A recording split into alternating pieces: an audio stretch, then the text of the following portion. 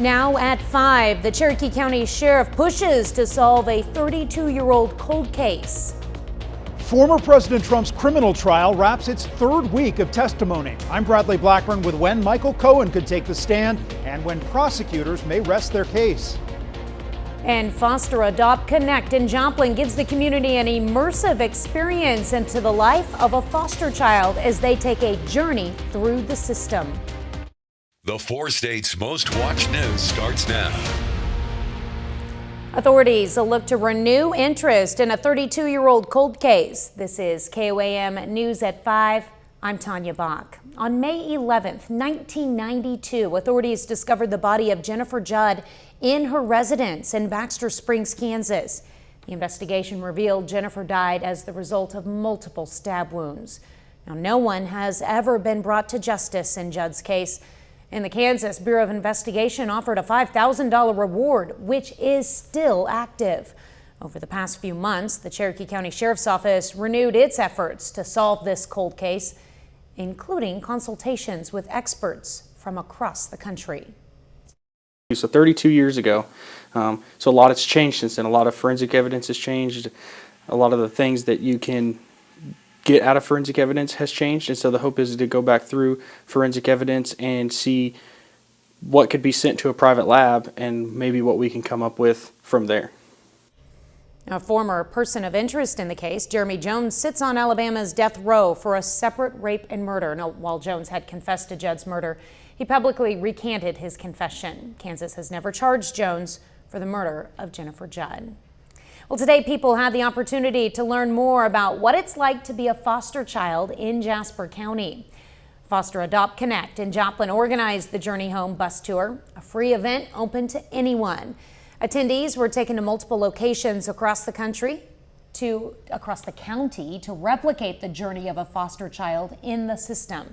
Participants spoke with leaders and representatives at sites such as the Children's Division Circuit, juvenile courts, and the Children's Center. Just bringing more awareness to the process, to what children and families are going through when children do get removed, and as they work reunification and as they try to, again, incorporate those experiences into a life. Organizers say they plan on continuing to hold events such as this to help the public have a greater understanding of the foster care system. Meteorologist Lindsay Gaffney joins us with a first look at weather. While temperatures across the region not as warm as they have been, we got up to lower to mid 70s across the region and winds pretty light.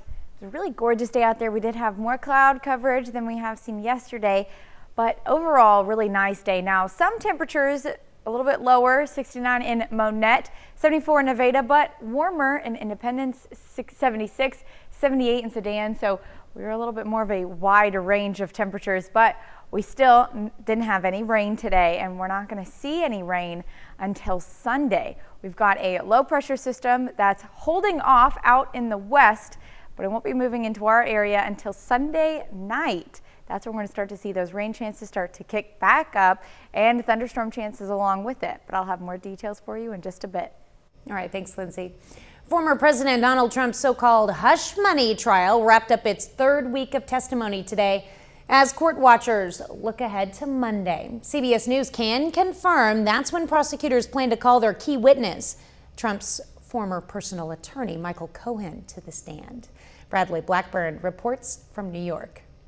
Former President Donald Trump left the New York courtroom Friday where testimony in his criminal case wrapped up for the week. It's not a case, there's no crime. Inside, prosecutors seem to be building up to their key witness, Trump's former lawyer, Michael Cohen, who is expected to testify Monday. I think that Michael Cohen's testimony will be fire and brimstone. It will be something to behold both during direct and cross-examination. A paralegal for the Manhattan District Attorney's Office introduced a set of exhibits Friday depicting allegedly falsified records connected to Trump's payments to Cohen. Prosecutors say the money was to reimburse Cohen for the $130,000 he paid adult film star Stormy Daniels ahead of the 2016 election to buy her silence about an alleged sexual encounter with Trump. The presumptive Republican presidential nominee denies any wrongdoing. He was a lawyer, not a fixer, he was a lawyer. Legal experience. expense to a lawyer. They called it legal expense. They said it was marked incorrectly. What else would you call it? Prosecutors said Friday that it's possible they will rest their case by the end of next week. Bradley Blackburn, CBS News, New York. Well, as proceedings came to a close on Friday, the judge instructed prosecutors to tell Cohen to stop making public statements about the case or about Donald Trump, but stop short of issuing a gag order. Now, Trump, who is under a gag order and has received numerous fines and could face jail time if he continues to violate this gag order, called the judge's decision a joke and a disgrace. Still ahead, a mother's love. This Mother's Day, I'm Michael George with one mother's life-saving gift for her child.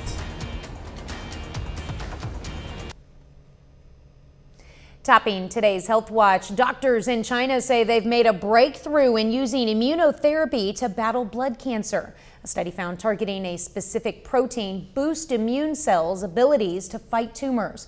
While the study was done on mice, scientists hope it could lead to new treatments using the body's own immune system to fight cancers. Researchers say they can predict which kids will naturally outgrow their peanut allergies and which will not. An Australian study discovered blood tests can show changes in the levels of two antibodies, and those changes can identify which children will likely outgrow their allergy without clinical intervention. 2/3 of children with peanut allergies outgrow them by age 10. Working a night shift schedule can throw off your body and make you more prone to disease. A study by Washington State University found after only 3 days on a night shift, study participants had changes to their blood sugar regulation and metabolism. That stress on the system makes night shift workers more prone to diabetes, obesity, and other metabolic disorders. Well, it's National Nurses Week, and from May 6th to the 12th, every year nurses around the country are celebrated. In Joplin, 2 Freeman nurses shared their experiences in the profession. Their goal is to make a difference in their patients' lives, treating them with humanity during hard times. Love being the person that can just sit down and take a couple extra minutes and just talk with the patient and make them feel better about their situation. Describe it a little bit more than maybe the doctors have time to, and just get down to their level so that way they understand what's going on and how we can help them. Sometimes just putting a smile on somebody's face. They're here for maybe something little, but they have to stay the night, and so they're worried, and you're able to kind of talk to them, help them, calm them down, and then ease any burden that they had before is always nice. Freeman celebrated their nurses this week with pancakes, ice cream, cookies, and more. The hospital currently has about 1,200 nurses and is always looking for more. As we get ready to celebrate mothers this weekend, we all know moms do all they can for their children. So it probably won't surprise you to hear that when a mom in Ohio found out she could give her daughter the gift of life again, she didn't hesitate. Michael George reports. Livia and Zofie Karetka have always had an amazing mother-daughter bond. Now they're even closer. This is just another celebration to the beautiful and loving mother I have that did something super, super amazing for me. At 14, Zofie was diagnosed with liver disease with no known cause. At 18, doctors told the family she needed a liver transplant. When we found out that there is nothing they can do about it to make it better or to stop the progression of her liver disease, that was probably the hardest when we found it out. But then they found out Livia was a match. That was our Christmas present, I would say, the biggest present. So much more hopeful to have a live donor, especially that donor being my mom. Dr. David Kwan performed the minimally invasive procedure in January of last year at the Cleveland Clinic, extracting a piece of Livia's liver. From a donor perspective, it's easier to recover because the incisions are smaller, less painful. From a surgical perspective, it's more difficult, more challenging. My parents were there when I woke up. I know that was pretty emotional for them. They recovered together. You want to be strong for your daughter. I think she wanted to be strong for me. So even if we had some pain, we were just dealing with it and doing it together. Zofie has taken up running during her recovery, but not before Mom got the doctor's okay. Obviously, as a mom, you worry. She's a very determined kid. So I did make a call to her transplant coordinator. And she was at the finish line of Zofie's first marathon. She gave me a second opportunity to live, and saved my life, and I'm forever grateful. I love her so much. She's a great mother. I would do it over and over again. Because a mother's love is endless. Michael George, CBS News. Family also wants to raise awareness about living organ donation. For more information, you can head to Donate Life America's website. And that's a look at today's health news. A little later, we look at the success behind the return of the American crocodile. And we do have storms returning at the end of the weekend that we'll talk about right after the break.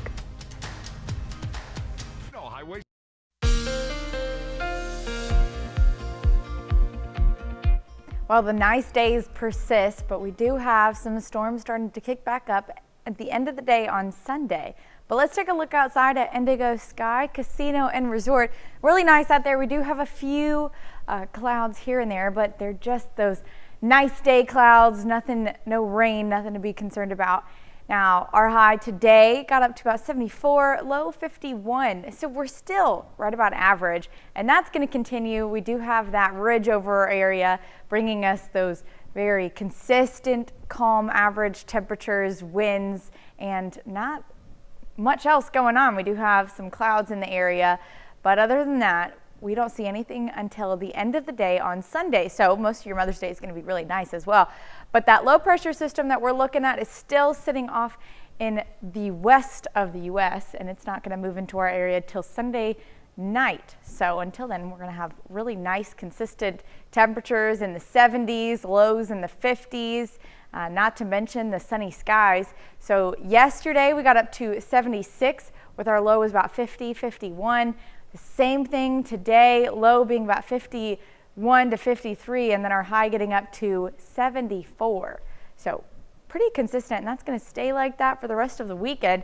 We are warming up a bit more on Saturday, getting up to the upper 70s, and some areas may see temperatures in the 80s, but it's not going to be too cloudy either. It's going to be really warm, really sunny on Saturday, really nice day. Sunday, most of the day will be a little bit cloudier as we see those storms are starting to kick up in the evening time. Most of the day will be cloudy, but still nice temperatures, 77, beautiful for most of your day. And then those storms kick off later in the evening. But let's take a look at the upper level flow. So we see that ridge over our area. This is all the way through tomorrow at noon. Ridge over our area brings that sinking air. Sinking air gives us a lot more of the consistent, nice, warm temperatures that we're seeing. And it's all due to this low pressure system. It's cut off from the upper level flow. When it's cut off like that, it's just going to sit there and it's going to rotate and it's not going to actually move or propagate across the U.S. And we can see that happen until Sunday morning. That's when you can see it starts to join back up with the upper level flow. Once that happens, it's going to start to shift into our area. So this is Sunday morning. But by the evening time, we start to see it push into the area. So this is noon on Sunday.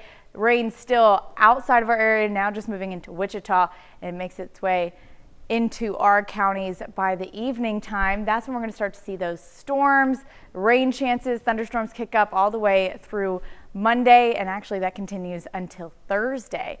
So for quite a few days, we are going to see those nice, consistent temperatures until we get to midweek next week. We see temperatures in the 80s and those storms return, but nice day on Mother's Day. Yeah, looking forward to that. Beautiful temperatures, just the right amount of sunshine, not too hot. Yeah, little clouds. So if you want to spend the day outside on Sunday with your mom or grandma or any mother in your life, you can do so, and it's not going to be, the sun beating down on you. Perfect. Yeah, exactly. Take a stroll. All right, thanks, Lindsay. Well, decades of widespread hunting and habitat destruction took a toll on American crocodiles in the U.S., but now Florida is seeing their numbers come back. Human-made canals are part of what's helping the crocs feel at home again. CBS's Christian Benavides takes us to their expanding habitat in Homestead, Florida. Biologist Mike Lorette is taking us to see the American crocodile at home in this network of canals south of Miami. Females typically lay their eggs in April and May before hatching in August. So basically, we go out when the nesting season starts to see how many potential nests we might have. During the summer, Lorette and his team take care of the hatchlings to ensure their survival, not to be confused with alligators, distinguished by a different snout and teeth.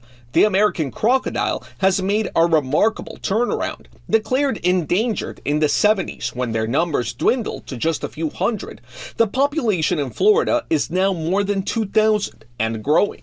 This sort of came by happenstance. Bill Orlove is a spokesperson for the state's largest energy provider, Florida Power and Light. It dug out these canals to cool the Turkey Point nuclear generating station, creating long, thin, elevated berms. This property is 11,000 acres with 168 linear miles of cooling canals. The crocs moved here to lay their eggs as warmer temperatures and development destroyed their habitat elsewhere. Now a team of biologists hired by FPL looks after the canals and the crocs. It's a sanctuary for them. They're safe here. We have one of the most concentrated nesting areas for American crocodiles in Florida and the United States. 40 years into the program, the American crocodile has found a place to thrive. Cristian Benavides, CBS News, Homestead, Florida. Biologists say in 2021, the FPL program had its largest number of hatchlings, tagging more than 500 baby crocs. This year is also looking promising. Well, coming up, car insurance rates are on the rise again. We look at ways to save on your policy.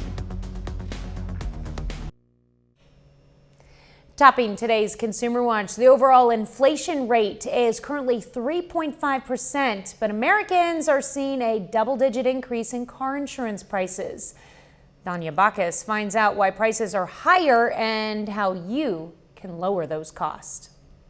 Ahmet Elamrani is a tour guide and needs his vehicle to stay in business. But lately, that car is costing more because of rising insurance rates, which have hit up to $400 a month. It's very hard to find the cheapest commercial insurance. Car insurance continues to accelerate. The latest numbers show rates are up 22% in the last year. So the reason for increases in auto insurance are more expensive cars in general. New cars and used cars are more expensive these days. More expensive repairs. Cars are just more expensive repairs. The technology in them, the cosmetic things. Just a small fender bender can damage sensors and cameras and lead to expensive repairs. The insurance industry is highly competitive, and experts say there are ways to bring those rates down. If you work from home, you may qualify for a low mileage discount. Bundling car and home insurance together can lead to a better rate, and car owners should examine their policy to see if they can drop parts of it, like car rental insurance or towing insurance. According to Bankrate, the average monthly cost for full coverage is $192 a month, but a minimum policy is just $53. Unfortunately, Elamrani is stuck with his current policy. I have to work more to be able to afford that. He's hopeful rates will come down, but it's not clear when that will happen. Danya Bacchus, CBS News, Los Angeles. Final check of the forecast is next.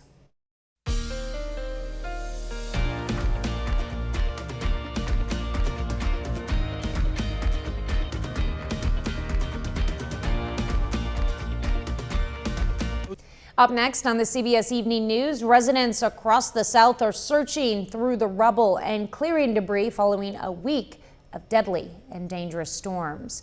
And then on KOAM News at 6, we take a closer look at a program in Joplin designed to give people a walk in the shoes of a child in the foster program. Plus, PSU holds a commissioning ceremony for ROTC graduates. And it's tournament time for some area softball teams. Stay with us for the CBS Evening News and then KOAM News at 6.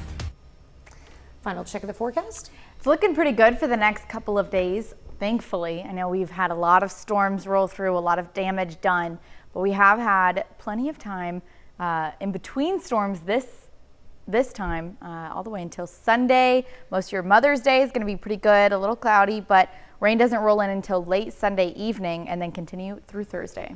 All right, thanks, Lindsay. Well, thanks for joining us. The CBS Evening News is next, and of course, we'll be right back here for KOAM News at 6. We'll see you then. Have a great evening and an even better weekend.